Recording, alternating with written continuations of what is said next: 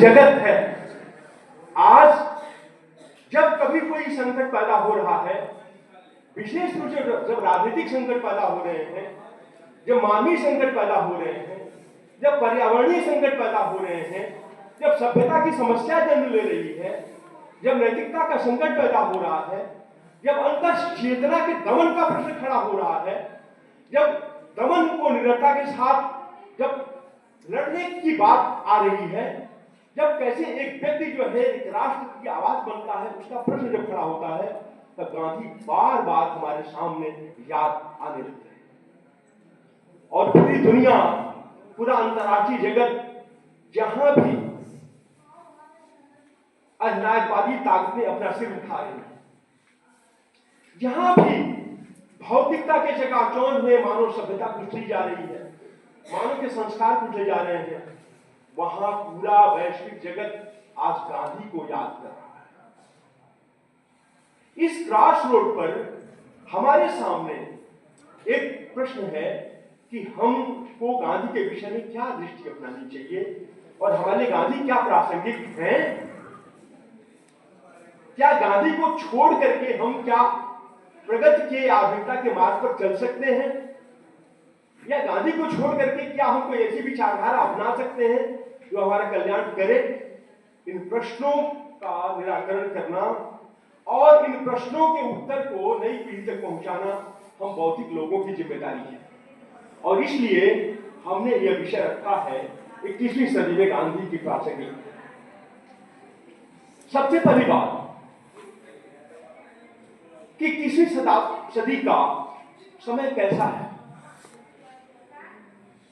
21वीं सदी में गांधी प्रासंगिक क्यों है या क्यों नहीं है, हमें 21वीं सदी के चरित्र को जानना बहुत आवश्यक है। 21वीं सदी, जिसको कि अकादमिक भाषा में हम पोस्ट मॉडर्न सोसाइटी बोलते हैं, उत्तर आधुनिक समाज बोलते हैं, यह उत्तर आधुनिक समाज की एक प्रगतिशील अवस्था अवश्य है, लेकिन मूल्यों की दृष्टि से, मानकों की दृष्टि से यह उत्तर आधुनिक समाज, नैतिक चेतना की दृष्टि से यह उत्तर आधुनिक समाज एक ऐसी दिशा में जा रहा है जो मनुष्य को केवल एक भौतिक प्राणी बनाने के लिए उद्यत है, मनुष्य को एक केवल उपभोक्तावादी प्राणी बनाने के लिए उद्यत है। और यह जो उपभोक्तावादी जो दृष्टि है, जो भौतिकवादी जो दृष्टि है, इसके चलते जो सामाजिक परिवर्तन हो रहा है, उसमें हमको यह विचार करना है कि क्या हम सही दिशा में चल रहे हैं, क्या उत्तर आधुनिक समाज के जो मूल्य हैं, क्या हमको वहां ले जा रहे हैं जहां पर एक मनुष्य को पहुंचना उसका लक्ष्य होना चाहिए। जब इस दृष्टिकोण से हम विचार करते हैं, तब गांधी हमारे सामने खड़े दिखाई पड़ते हैं। गांधी हमें बताते हैं कि मनुष्य का लक्ष्य क्या है, मनुष्य का सामुदायिक दायित्व क्या है, और जो राजनीति का जो चरित्र है, वास्तविक चरित्र क्या होना चाहिए, और राजनीति ने वास्तविक चरित्र क्या धारण कर लिया, और इसके फलस्वरूप जो वैश्विक सभ्यता है, वो सभ्यता वास्तव में विकास की दिशा में चल रही है कि विनाश की दिशा में चल रही है। इन प्रश्नों का जब हम उत्तर ढूंढते हैं, तो हमें गांधी स्पष्ट खड़े दिखाई पड़ते हैं। वो बार बार हाथ लगाते हैं कि तुम जरा मेरी भी तो सुन लो, तो अब तुम अपनी बात जो भी है करते रहना, कि एक बार मैंने जो कहा है, मैं जो कह रहा हूं, तो मेरी बात सुन लो। अगर मेरी बात सही न लगे तो मेरी बात को अनसुना कर देना, अगर मेरी बात सही लगे तो तुम उस रास्ते पर भी चलने का विचार करो।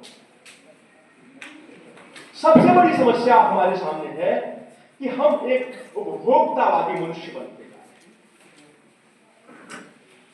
हमारे लिए हर चीज, वस्तु हो या व्यक्ति हो, हमारी खुशी की उपभोग की वस्तु बन चुकी। गांधी ने कहा कि मनुष्य केवल एक पशु नहीं है, पशु केवल एक उपभोग करता है। मनुष्य के पास, मनुष्य का जो व्यक्तित्व है, उसके 3 स्तर हैं।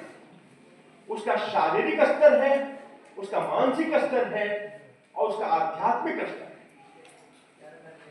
अगर मनुष्य केवल शारीरिक स्तर पर होता तो उसका उपभोक्तावादी होना कोई बुरी बात नहीं थी। कि मनुष्य जो है एक इंटेलेक्चुअल व्यक्ति है, एक मॉरल व्यक्ति है और इसके साथ एक स्पिरिचुअल पर्सन है। उस मोरालिटी को, उस नैतिकता को और उस आध्यात्मिकता को रियलाइज करने के लिए, उसको अनुभव करने के लिए हमको अपने भीतर से एक नए मूल्यों का आविष्कार करना होगा। भौतिकवादी मूल्य उसमें हमारा साथ नहीं दे सकते। और यदि हम केवल भौतिकवादी मूल्यों पर चलेंगे, उपभोक्तावादी मूल्यों पर चलेंगे, तो यह जो समाज में जो नैतिकता की अवधारणा है वह इतनी विकृत हो जाएगी कि हम मानव समाज को जन्म नहीं देकर के हमको समाज को जन्म देने लगेंगे, जिसमें कि मानवीय संबंधों का कोई महत्व रह ही नहीं है। तो गांधी ने बार बार कहा कि यदि हमको एक नैतिक मानवीय समाज का निर्माण करना है तो हमको अपने आत्म तत्व को समझना पड़ेगा और आत्म तत्व के अनुरूप अपने व्यक्तित्व का विकास करना होगा। तो गांधी हमें बार बार यह